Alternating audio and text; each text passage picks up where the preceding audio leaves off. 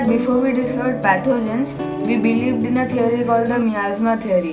What was miasma theory really? Do you guys think that in old times people treated diseases the same way as we do now? What has changed from then to now? How did the germ theory help us to create such an advanced healthcare system which we have today? Hi guys, my name is Sherry and today I am going to answer all these questions for you. I will take you all a little back in time in search for the answers, and we'll see how the germ theory changed our way of thinking about diseases and how did it help us to create such an advanced healthcare system which we have today. Let's imagine we are living during the Middle Ages, and this is the time during when the miasma theory had emerged. During this period, people thought the reason for diseases were bad air or poisonous air. So people thought by getting rid of the foul smell, they could stop the spread. And surprisingly, sometimes they even kill the germs unknowingly, which were the real reason for diseases. But unfortunately, they couldn't find a cure, as they didn't know the cause itself. Miasma theory states that diseases are caused due to bad or poisonous air. Go a little ahead in time.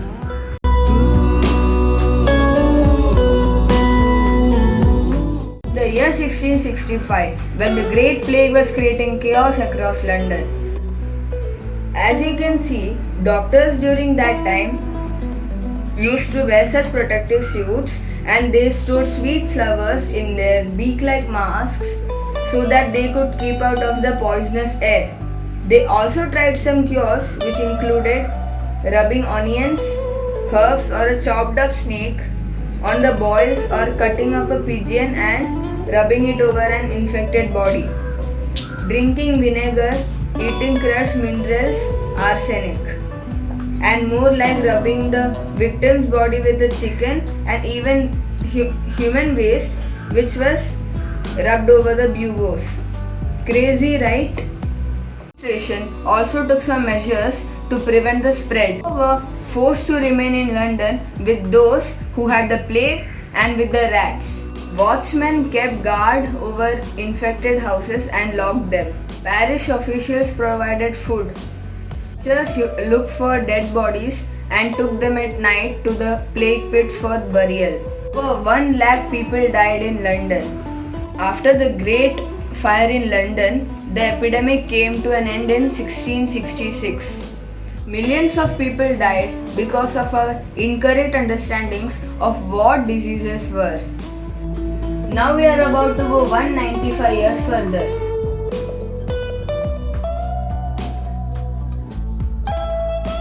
In 1861, a French biologist named Louis Pasteur came up with a theory called the germ theory.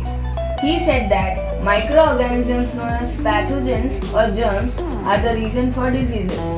These are small organisms which are too small to see without magnification, and they invade humans, other animals and other living hosts. His point was that poisonous or bad air is not the reason for diseases. Rather, it's the particles or microorganisms present in the air which cause diseases. Slowly, people started to accept this theory, and it helped us to save countless millions of lives from then to now. The germ theory is important because it established the cause of many diseases which led to their prevention and treatment. Before the development of the germ theory, people did not understand the need for sterilization or other ways of hygiene. They would unintentionally spread the illness through contamination. There were many experiments which proved the theory. One was pasteurization.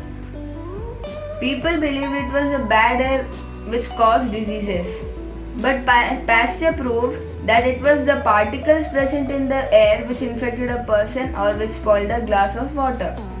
Louis Pasteur's pasteurization experiment illustrates the fact that spoilage of liquid was caused by particles in the air rather than the air itself. When germ theory was introduced, people understood the importance of sterilization and other ways of hygiene. They like washing hands, especially with soap.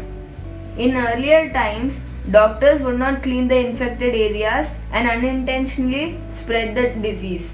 Sterilization refers to any process that eliminates, removes, kills, or deactivates all form of life, in particular referring to microorganisms such as fungi, bacteria, viruses, or spores.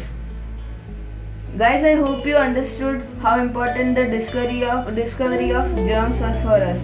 Thank you, and I hope you enjoyed it.